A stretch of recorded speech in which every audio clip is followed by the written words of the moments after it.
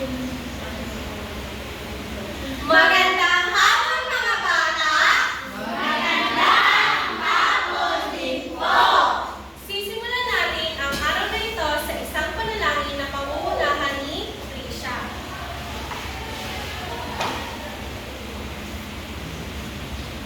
Amen. Upang ang lahat ay maging aktibo sa ating talakayan, tayo ay sasayaw.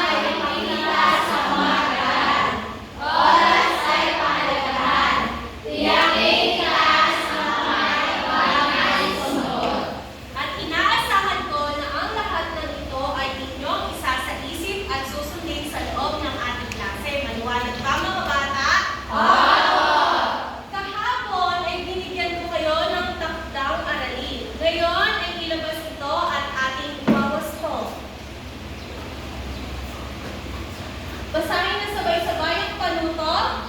Pagsunod-sunurin ang mga pangyayari batay sa mga larawan. Gamitin ang mga numerong 1, 2, 3, 4, 5 upang matukoy ang tamang pagkakasunod-sunod nito.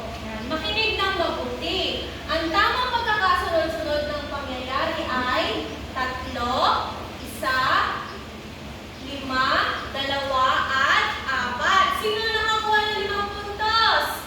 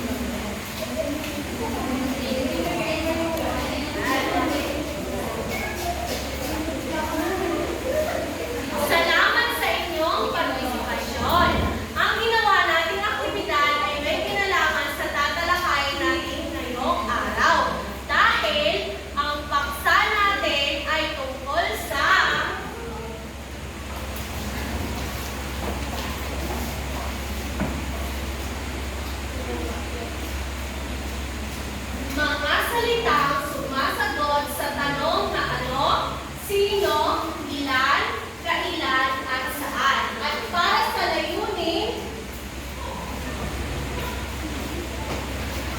basahin ng sabay-sabay mga bata. Pagkatapos ng klase, ang mga matay ay Magbibigay ng mga mag-aaral ng angkop na sagot sa mga tanong na ano, sino, ilan, kailan, at saan, batay sa binasang teksto o nakinggan. Naipapahayag ng mga mag-aaral ang kahalagahan ng pagtukoy sa sino, ano, saan, kailan, at ilan sa isang kwento upang higit na maunawaan ang nilalaman nito at naipapamalas ng mga mag-aaral ang kasalig ng galaw, ekspresyon at aksyon upang malinaw na maipahayag ang ano, sino, ilan, kailan, at saan. Sa ating araw-araw na pamumuhay, hindi mawawala ang pagtatanong. Bakit nga ba tayo nagtatanong? Nagtatanong tayo dahil tayo ay matalino at gusto nating matuto. Ang mga salitang ano, sino, ilan, kailan, at saan ay ang tinatawag nating mga salitang pananong. Una ay ang sino. Ang sino ay tinatanong natin kung ang paksa ay tungkol sa tao. Halimbawa, sino kaya ang makikita sa larawan? Jamaica? Si Juan ba ang makikita nyo sa larawan? Magaling!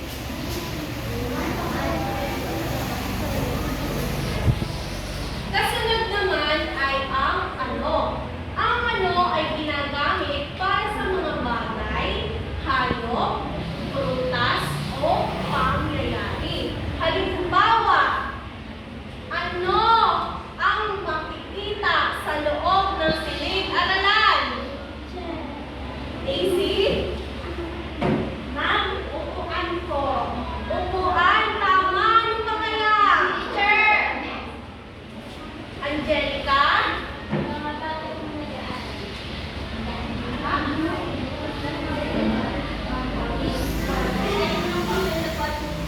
Tama, papel, notebook, at lapis. Tama. Ano pa kaya? Meron pa ba kayong nakikita? Yung wala nabanggit? Ano?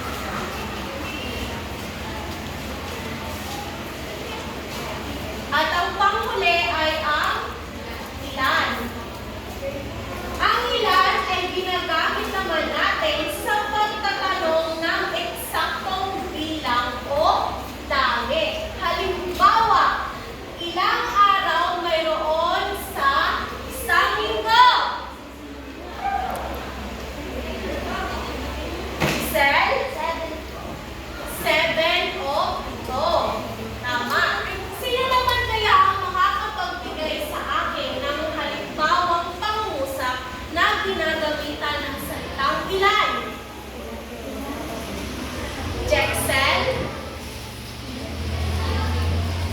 Ano po, halimbawa po ay ilan lang? Ilan kayong magkakapatid? Tama.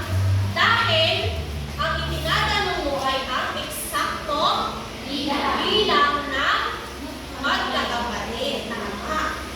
Ngayon naman ay mayroong inihandang kwento si Ma'am Jolape. At sana ay makinig kayo ng mabuti. Maliwanag ba mga bata?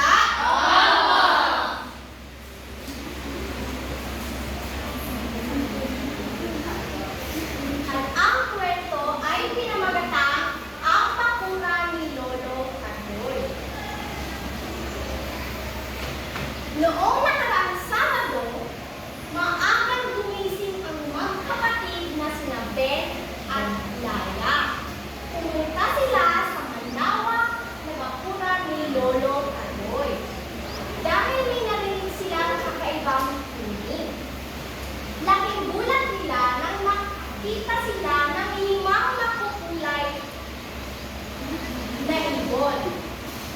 Ang mga ibon ay kumakain ng mga hinog na mangga at papaya. Masaya, pinanood na Ben at Laya ang mga ibon hanggang lumipad ito papalit ng sa bundok. Ngayon, aalamin natin kung sino ang may matalas na paningin. Mayroon ako mga katanungan na patungkol dito sa kwento. Ngayon, ang aking unang katanungan.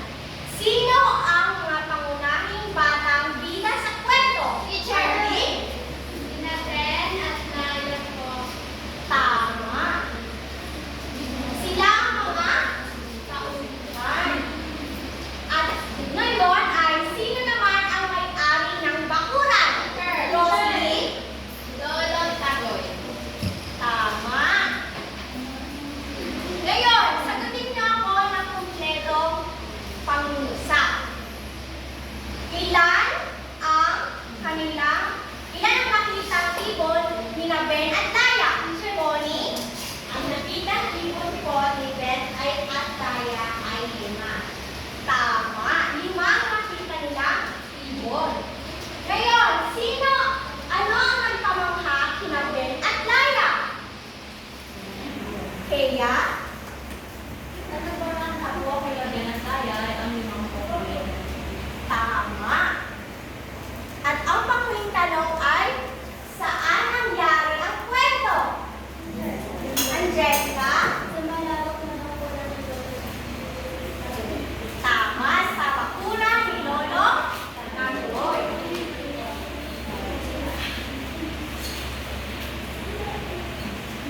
Nagustuhan niyo ba ang kwento, mga bata? Ngayon ay susubukin natin kung kayo ay may natutunan sa ating talakayan. Meron ako mga katanungan. Ang aking unang tanong ay, bakit mahalaga ngayon ay mayroon akong katanungan. Ano ang mararamdaman ninyo kung nagtanong kayo tapos ang sagot sa inyo ay mali? Halimbawa, ang tinanong nyo ay sino ang tauhan sa kwento? Ngunit ang sagot niya ay bakuran. Anong mararamdaman ninyo? Jenny? Mararamdaman ko po ay guguluhan po ako kasi iba po yung sinasagot niya sa aking katanungan. Tama. Ang mararamdaman ni Jenny ay maguguluhan. Bakit mahalagang matukoy ang tamang sagot sa isang kwento? Jenny Rose? Para po, hindi tayo maguluhan at maintindihan po natin ang maayos na kanilang kailangan. Tama. Sino pa ang nais magbigay ng kanyang ideya? Sino ang nais magbigay? Gayga?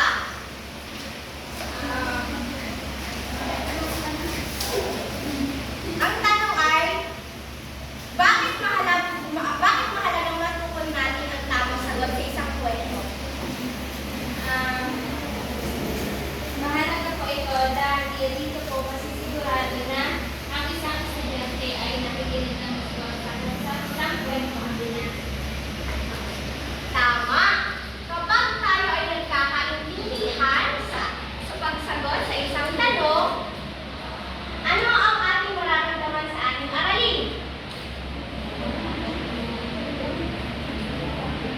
Easy? Masaya po kasi nauunawaan mo ano. Tama. Tandaan nyo na ang pagsagot ng tama sa isang tanong ay isang pagbibigay ng pagpapahalaga sa isang detalye ng kwento. Tungkol saan nga ulit ang ating pinag-aralan ngayong araw? Aling? Ang pinag-aralan po natin ngayong araw ay mga salita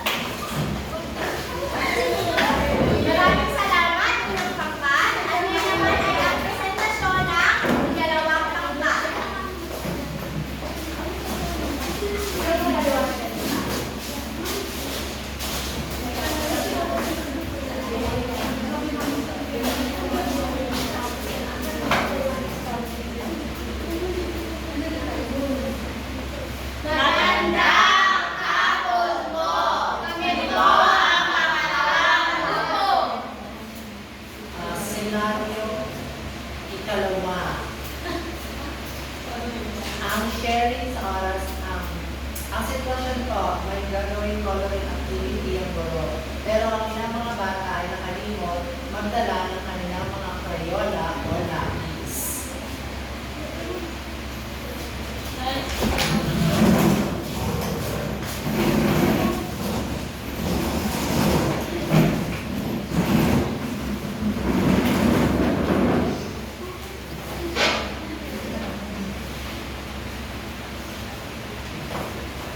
Lalapit ang mga batang may gamit sa mga klaseng wala at magsasabi ng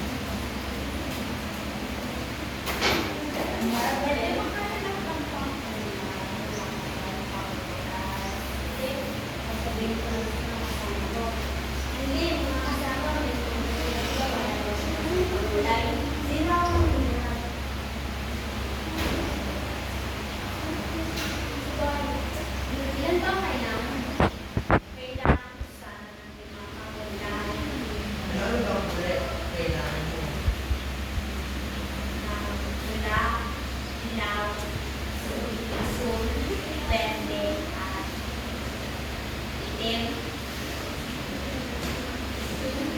Saan mo gagamitin?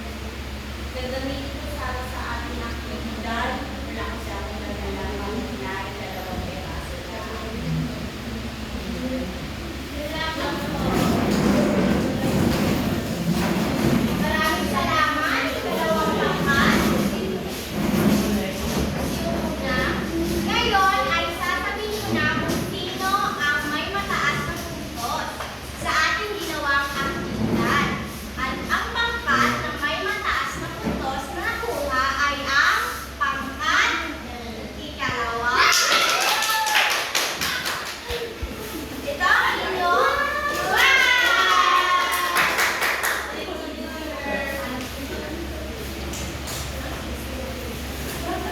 bakit mas nagwagi ang ikalawang pangkat? Dahil sa rubrics ay marami silang ginamit na mga salitang panalo. Malinaw na ba kung bakit ang nanalo ay ang ikalawang pangkat? Oo! Ngayon ay kumuha ng malinis na papel. Sabay-sabay basahin ang panuto. Susunod na tayo. Yan. Magsimula na sa pagsasagot? Tapos na ba? Ngayon, sino ang nais magsagot sa unang numero? Teacher.